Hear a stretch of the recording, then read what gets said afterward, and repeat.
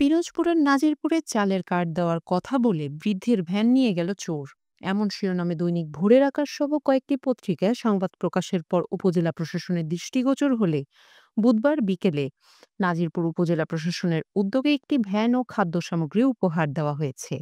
উপজেলা পরিষদ চত্বরে বৃদ্ধ ওমর আলীর হাতে ভ্যানের চাবি হস্তান্তর করেন মানবিক উপজেলা নির্বাহী কর্মকর্তা অরূপ রতন সিংহ।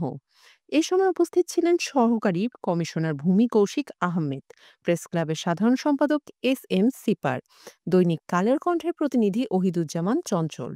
উপজেলা প্রশাসনের মাধ্যমে নতুন ভ্যান পেয়ে দরিদ্র ওমর আলী আবেগ আপ্লুত হয়ে পড়েন। একই সঙ্গে উপজেলা নির্বাহী কর্মকর্তা সহ সংবাদকর্মীদের প্রতি কৃতজ্ঞতা প্রকাশ করেন। গত শনিবার 22 ফেব্রুয়ারি সকালে ভ্যান নিয়ে বের হয়েছিল ওমর আলী। দুপুর 12টার দিকে যাত্রী বেশে দুই চোর চালের কার্ড দেওয়ার কথা বলে কৌশলে তাকে নিয়ে যায় উপজেলা সদরে অবস্থিত সরকারি বালক বিদ্যালয়ের কাছে। পরে সরকারি বালক বিদ্যালয় এলাকায় এলে ভ্যান রেখে একজন ওমর আলীকে স্কুলের ভিতর থেকে 200 টাকা দেওয়ার কথা বলে কিছু মালামাল আনতে পাঠায়। এই সুযোগে অপরজন ভ্যান নিয়ে পালিয়ে যায়। বৃদ্ধ ওমর আলীর বাড়ি পিরোজপুর জেলার নাজিরপুর উপজেলার সদর ইউনিয়নের পাতিলাখালী গ্রামে।